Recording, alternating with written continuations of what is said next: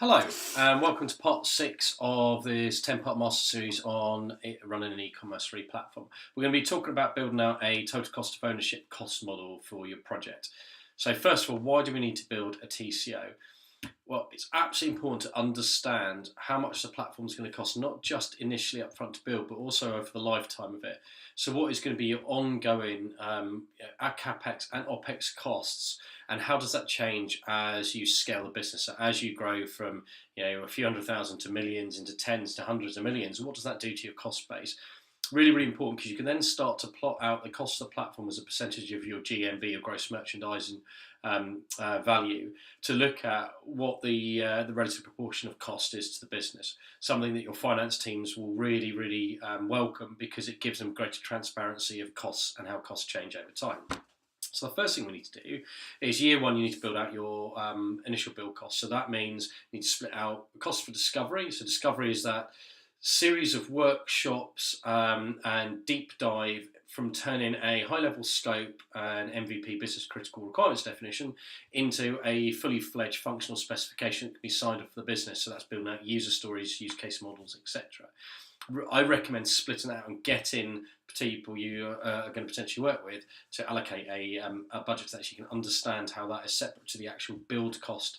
And you can work with vendors to get a good understanding of what an approximate build cost would be based on the scope of your project. Once you've got that, you then need to look at, in the year one, what are any upfront fees you've got in terms of platform licenses. So do you have to pay a initial license fee to get the license so you can start running development servers? Do you need to pay additional license fees every year, or is the license in perpetuity and then there's just an ongoing support contract? Understanding how that license fee works year one and onwards is very important. Then hosting, depending on the platform you choose, you may have to pay additional hosting fees. So some platforms are fully hosted, have cloud and non-cloud versions, but you are essentially paying for a platform and all of the application infrastructure. You don't have to sort out a separate hosting agreement. Good example is Salesforce Commerce Cloud. Other platforms, however, will have either a need for you to sort out hosting, or for you to basically pay for their hosted version. So there are different options in terms of where the hosting fees get covered, either directly within the application fee you're paying, or whether you need a separate contract rate. So really important to tease out and understand how that changes over time as you grow as well. Then you need to look at support and maintenance. So every platform needs to be maintained. Code degrades, releases happen. You need to have regression testing to make sure the platform isn't disadvantaged by any new upgrades or releases. So you need to define what those costs will be and what a typical SLA is for the size of business that you've got. Look at how that works on a monthly and an annual basis and how that scales as you grow the business. And also then you need to look at the efficiencies of platforms where actually the core application support is already done for you. For example, Salesforce Commerce Cloud, you are paying a percentage of your GMV, and that covers critical application support. Others you don't. You have to pay for that support separate to the core license for the platform.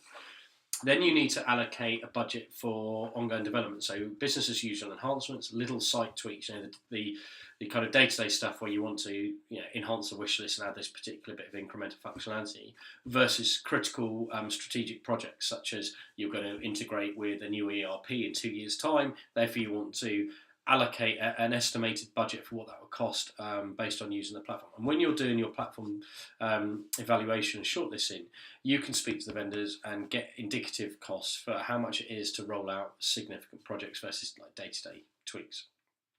Then the other thing that's often forgotten is third-party tools. So based on the platform you're choosing, what additional third-party tools will you need to give you the operational capability that you want as a business?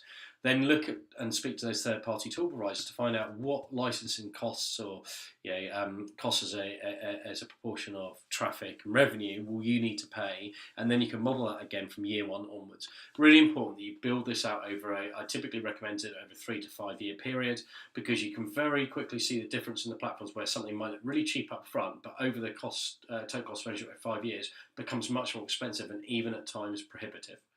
Hopefully that's given you a good insight into how you can approach and structure your cost analysis.